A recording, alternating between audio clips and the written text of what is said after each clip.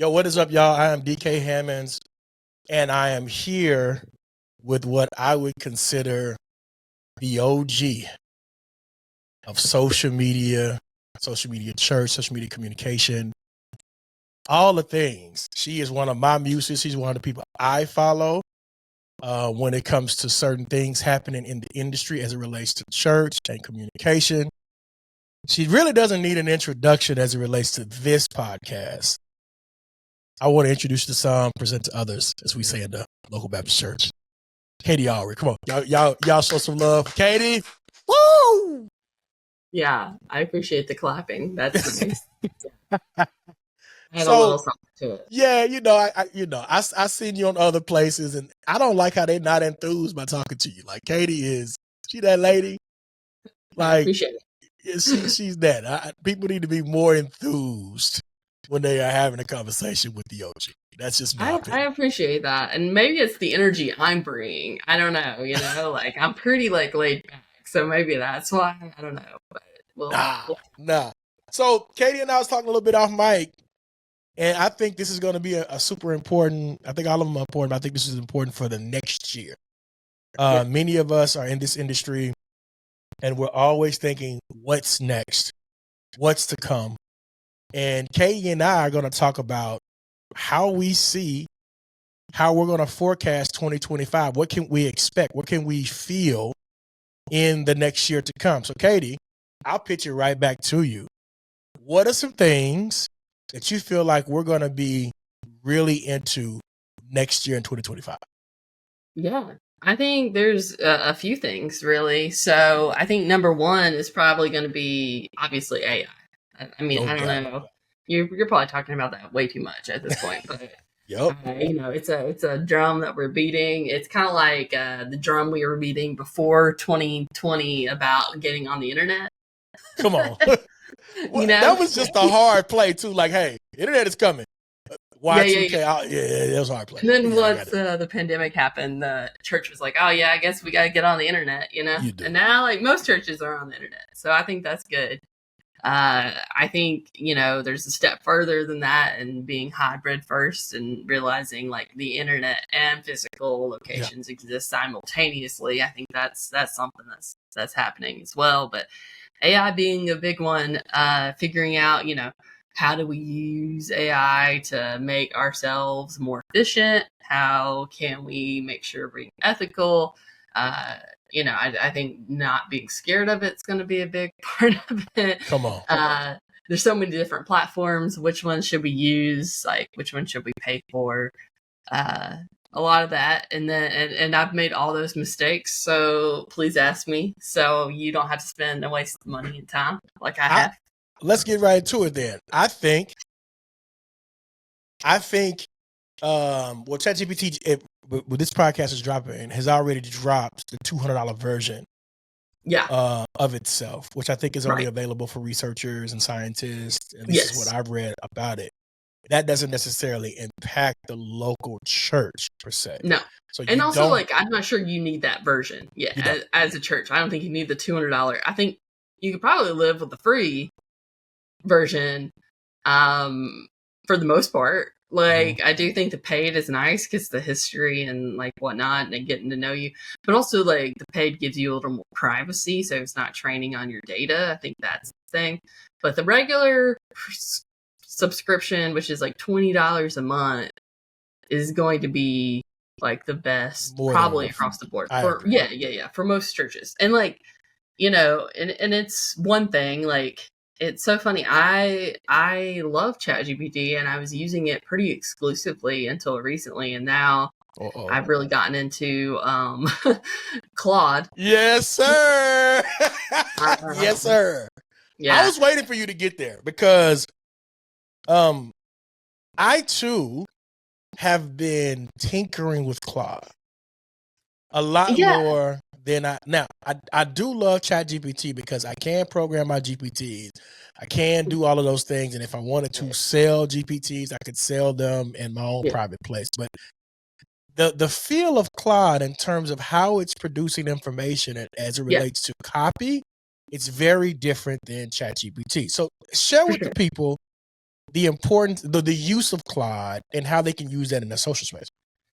Yeah, so Claude is just a better writer in general. So, if you're writing emails, if you're summarizing your sermons, if you're creating devotional content, if you're thinking through strategy or questions maybe you want to ask to get to a strategy, I think Claude is a good place to start. I do think though that like ChatGPT is so good at like producing quickly, and then also like coming up with that like actual strategy, like so taking the questions and putting it in ChatGPT. It's got a bigger breadth of knowledge, I think, than Claude does. But Claude, I think, is a little more human almost in a way.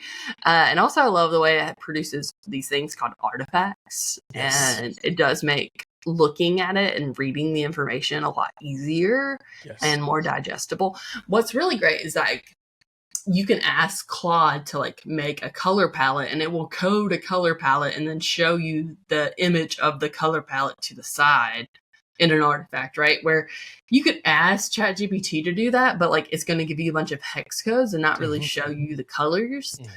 And so it's usable, yeah, but it's not the best. Whereas Claude, yeah, you can get quite a bit more minutia into the details. So they're so different, right? Like yep. I would prefer like ChatGPT. I can upload an image and be like, what does this image say? Or like, out of all these products, which one should I choose to heal my wound?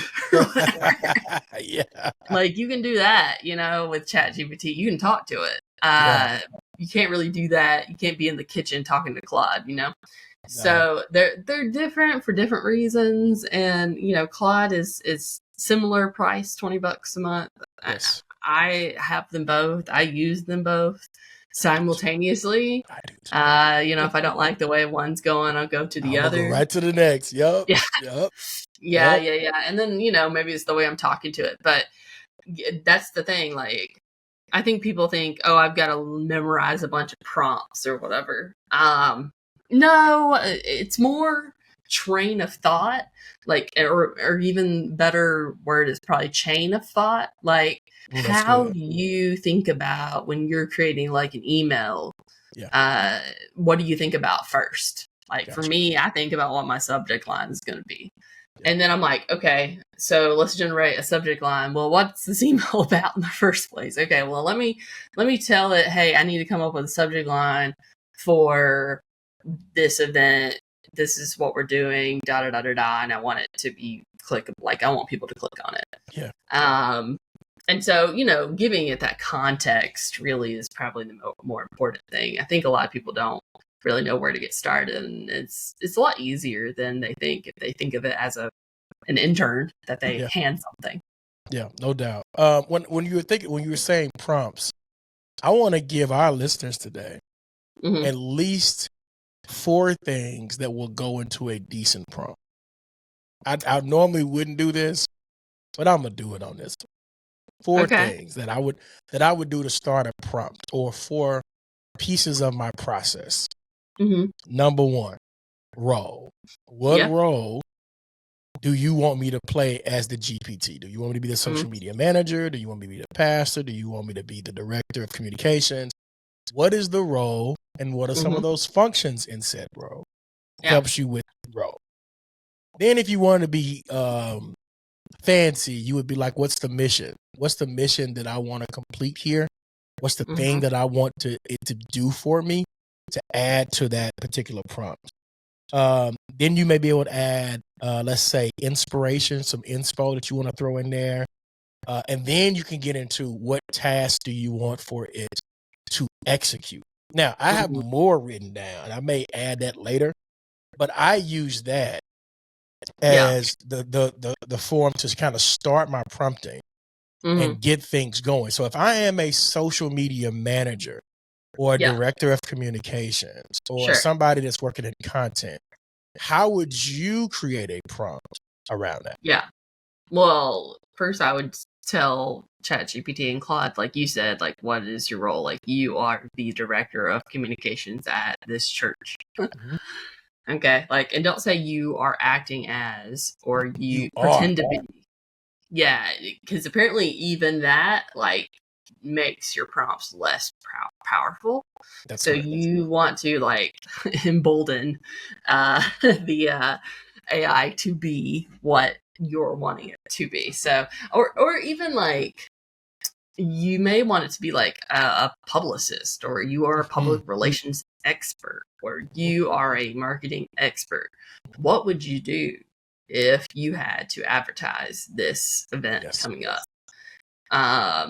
And then it's going to ask you some questions, right? Like, okay, what about this? What about that? Like, I like turning it around and say, okay, what do you need from me to make this better?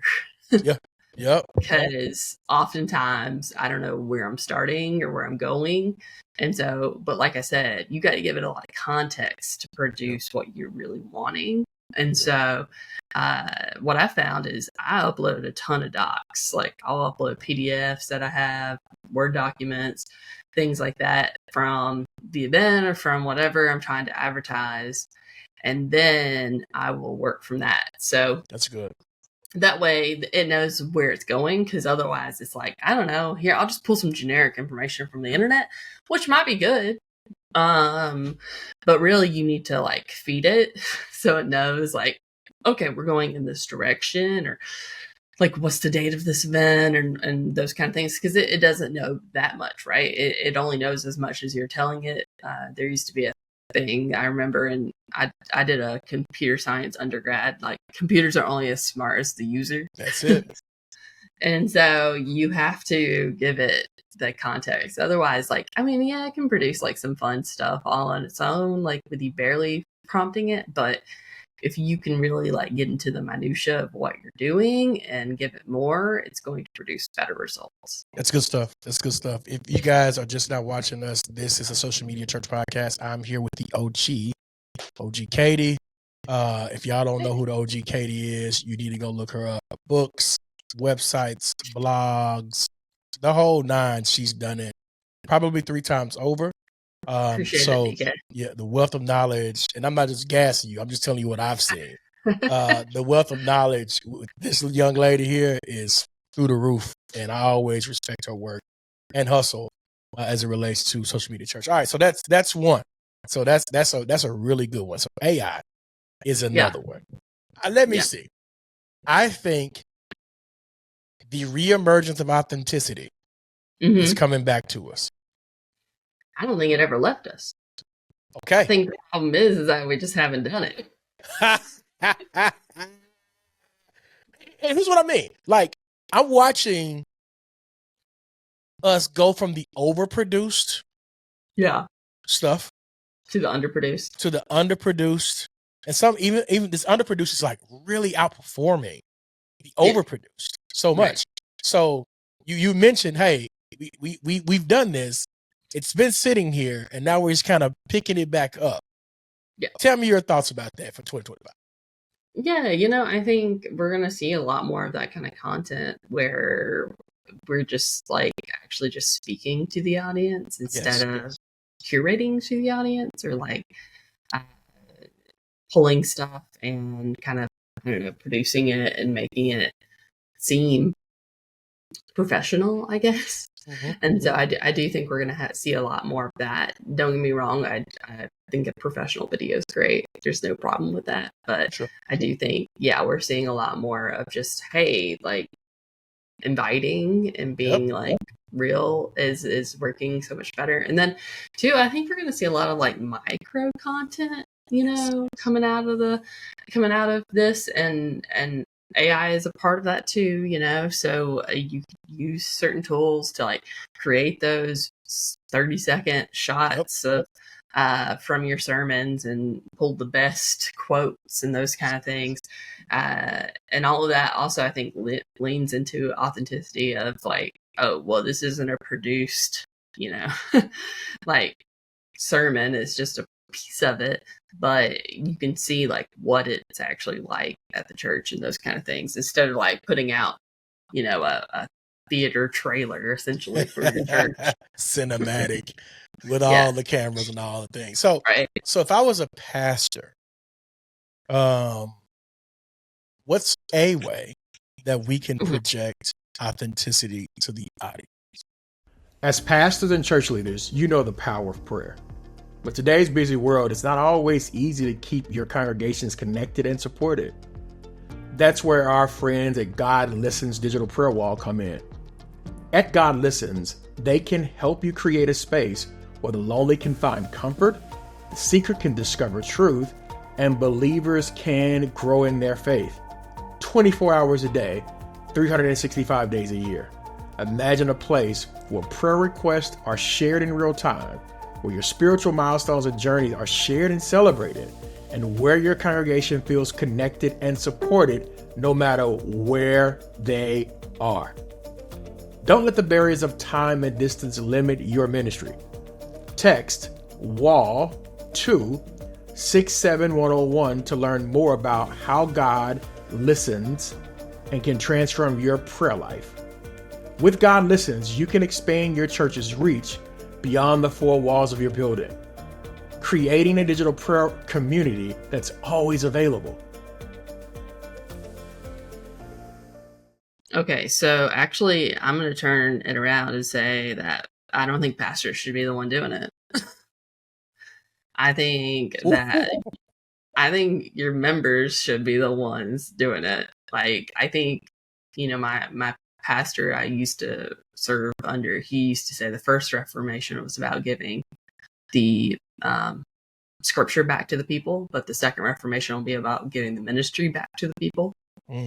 And I think about that every day. And I think we're going to see a lot more community-driven content creation, whether that is like member-created podcast or like collaborative devotional writing, like actually having community stories being shared instead of necessarily like, here's the pastor talking to you, like, because that's overdone. Agreed. Also, like, it's not the church. Agreed. The church is not the pastor. I think that's been the hugest problem in the last 20 years with the church is the pastor driven personality church. And so I think we're going to see a revival of just having people create the content. And I mean, that's like user generated content essentially, right? Like, yep. I think that's what we're wanting to see more churches do. But like, I've been banging that gong for like 10 years. Will it happen? I don't know, But I think that it will. I've seen it kind of shift in both spaces where the story is starting to shift more to, let's tell a story about the members, their experiences, their journey to get here, and less stories about pastor getting out of his car and slamming the door and walking up to the door. Like, it's starting to be less and less of that and more focus on the people, the smiling faces that we see, the introduction, the hugs, the community, and all that kind of stuff. Yeah. There are people making a general attempt at that. Now, would I like to see everybody take that lead? Absolutely, I would. Because I feel like in 2025, to your point, community is what we want to see. Pastor, we're not disrespectful here. But Pastor, we've seen enough. We've seen enough of you. We love you. We love you, big dog. We love you. But we've seen enough. We want to see the smiling faces, the little children, the youth, the young adults, the older generation of people sharing their stories to us. Right. And not just like stories about the church, but like the church. Like, we really just want to see and hear more about stories of life change and how God is moving in their lives. And in the life of the church, obviously, but like, I think having those individual stories will speak louder. Yeah. And do more for you in creating awareness in the community than posting a sermon clip. No doubt. Good stuff. Okay. So that's two. I'm being harsh. That's fine. We can take it all. Bring it to us. That's a few predictions. That's rough. It is rough. I know a pastor is going to struggle. They're going to have feelings with me. They'd be all right. It's okay. They can bring them to me. That's fine. You can bring them, but make sure you bring them in love. Because if you don't, I'm going to come look for you. I mean, that's fine. But, like, not everybody loved the prophets. Like, Right. there was a little stuff going on around that. Anyways, yeah. okay, next thing. I got some other thoughts. All right, let's hear. What's your next thought? Well, I think we're gonna have to figure out accessibility in the church. Say more. Yeah, so like multi-language content delivery, closed captioning for all of our video content, and even for our like live services, figuring out like screen reader optimization for our websites. Like, there's so many different things that like are legally required now too, not just for like the in-person service, but for your website. And I think churches don't realize it because they think, well, we're a nonprofit, we'll be excluded, or they won't come after us. And that's just not the case, like, at all. And the thing is too, is that, yeah, sure, I mean, there's legality, but also people deserve the dignity of being able to use your church's website the same way anybody else would. And so I think that's going to be a big problem and a big thing we're going to see a lot more out of. And figuring that out is going to be the next thing. So, like, conduct accessibility audits. There's plenty of ways to fix it. Obviously, you can come and talk to church communications if you want. We would love to help you. But like, yeah, I think that's going to be a big thing too. Yes. Yeah, I love that. I have a friend who I purposely lean on when it comes to accessibility. Because just anybody deserves, as you mentioned, they should have the dignity to access the things that we have at any moment in any given time, whether it be somebody who may be differently abled or somebody who has a different situation going on. We should definitely be leaning our websites to be more open to those who operate that way. Yeah. So I agree. I 100% agree. He gets on to me. His name is Kyle. So if Kyle is watching this is Kyle gets on to me if something is not accessible.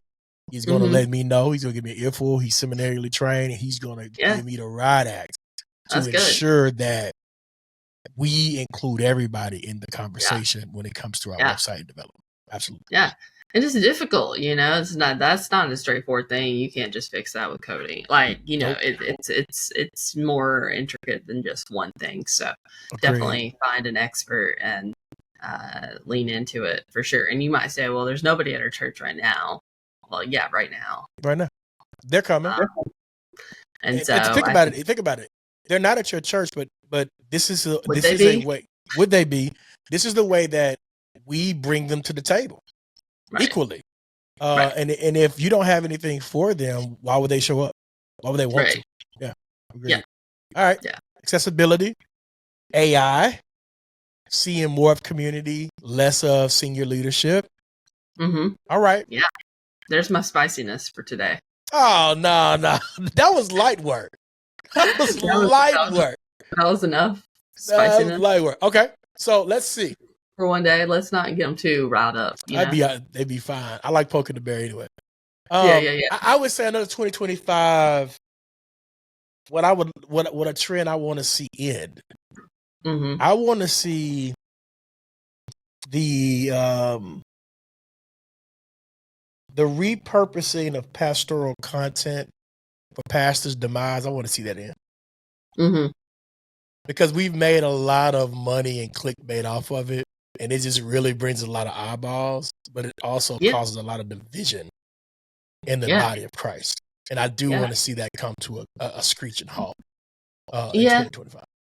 Yeah, I think, with a grain of salt, like, I mean, I don't want it to be advertised, but also, like, people need to be held accountable, right, for their actions.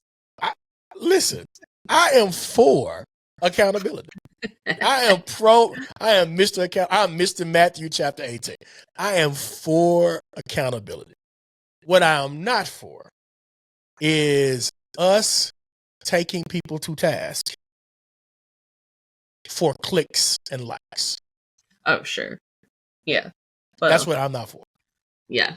Because I don't win. Nobody wins with that. So much as it is like, different websites. I'm not going to name these certain websites. We won't. They exist out there, and they're not yeah, that's not glorifying anything.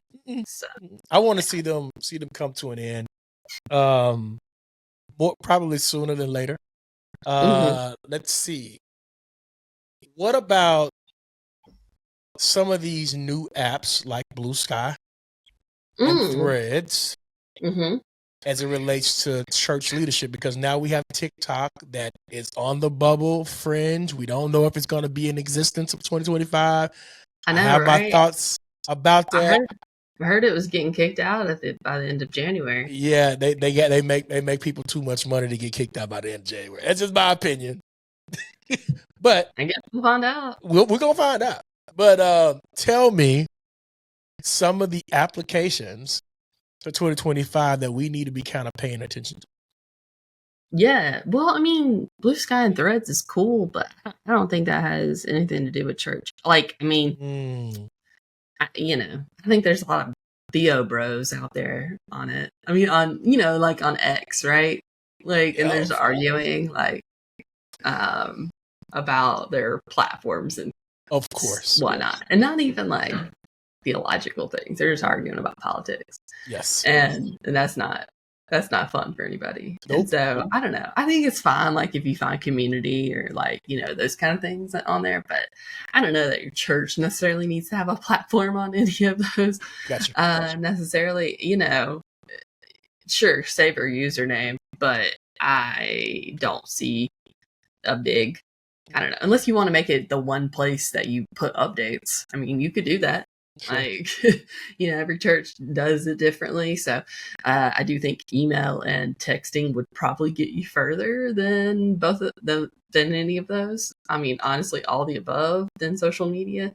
But like, yeah, I don't think you shouldn't have it. I think social media is like an awareness platform, right? Like, oh, we're aware that now this thing exists. It's not going to usually take you any deeper. Right. I think, to your point, establish your handle. Right. For your church.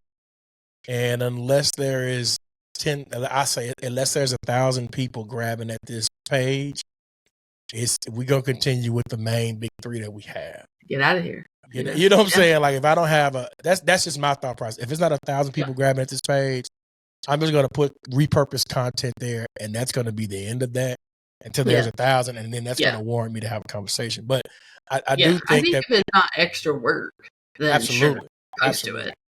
But like, if it's extra work, then nah, it's not worth it. I would even venture to say that TikTok may not necessarily be worth it right now, until this whatever is going on. Through. Especially if you haven't started.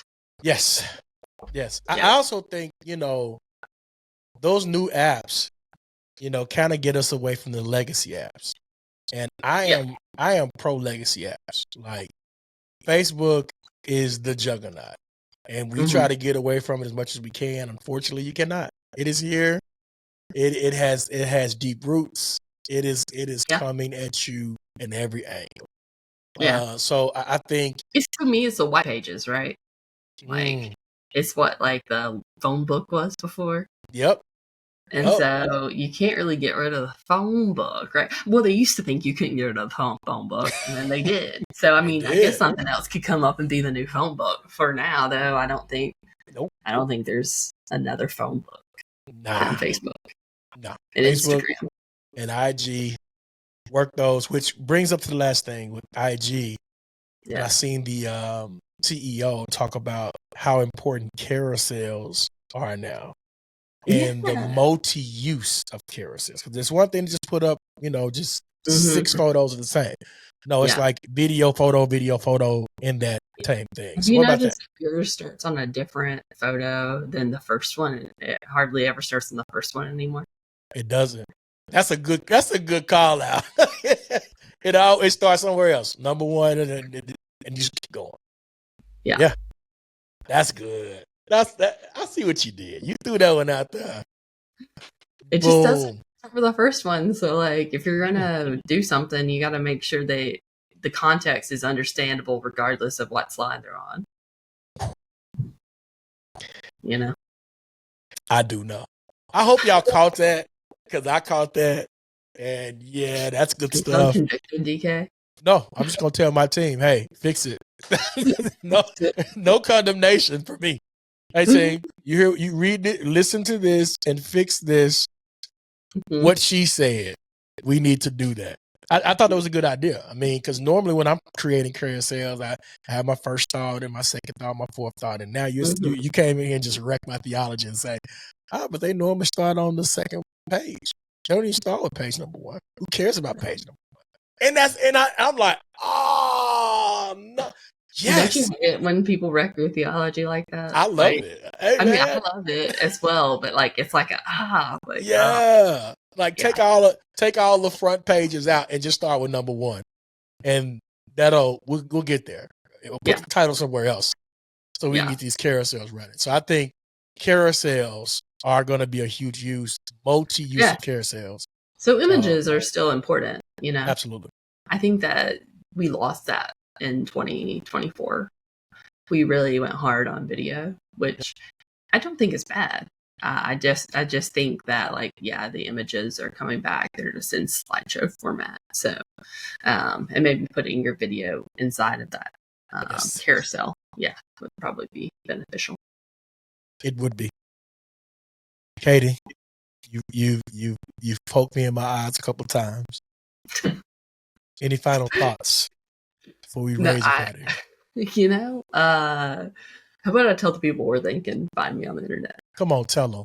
No, I don't have any final wisdom really, other than just try things, and if it doesn't work out, that's okay. We're only here for a limited time, so have fun. That's my advice. Short Go time. off. All right, so if people want to find me, you can obviously find me on Church Communications, the Facebook group. You can go to churchcommunications.com. We do consulting and cohorts and all sorts of things for church communications. And then the big thing I'm working on is actually AI for churches. We have a Facebook group for that, literally called AI for Churches. And you can go to AI-for-churches.com and connect with us there. We're also doing consulting, and we actually have a cohort coming up in January. We have a new one coming up every month. So it's very affordable. It's $99 for the month. And we'll meet weekly and kind of talk through these tools and how you can use them better, and and work through these things together. Because it's going to be an interesting year. That's for sure. There's going to be something new every month. As a pastor and church leaders, you know the power of prayer. But today's busy world, it's not always easy to keep up with your congregations connected and supported. That's where our friends at God Listens Digital Prayer Wall come in. And God does listen. They can keep and help create a space where the lonely can find comfort, the seeker can discover truth, and the believer can grow in their faith. 24 hours a day, 365 days a year. Imagine a place where prayer requests are shared in real time, where your spiritual milestones and journeys are shared and celebrated, and where your congregation can feel connected and supported no matter where they are. Don't let the barriers of time and distance limit your ministry.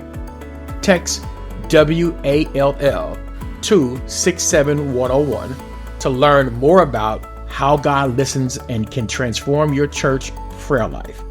With God Listens, you can expand your church's reach beyond the 4 walls of your building, creating a digital prayer community that's always available. It is. And there's something new every day right now. Sure is. And you need thought leaders like Katie and myself kind of at the forefront of this, speaking to these things, providing you insight and information that's going to help you navigate 2025.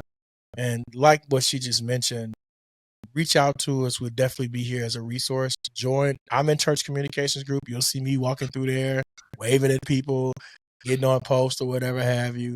And, reach out to Katie, but please make sure you pay her for her time. God bless you, because we need to be paid and compensated. Hallelujah. All right. Thank y'all so much. We love y'all. Thanks to our sponsors for being a part of Social Media Church. We couldn't do this without you guys. And if you want more information like this, please come in the chat. Give us more information, more insight, and how we can do this better. We appreciate you and we love you. Thank you guys. Peace.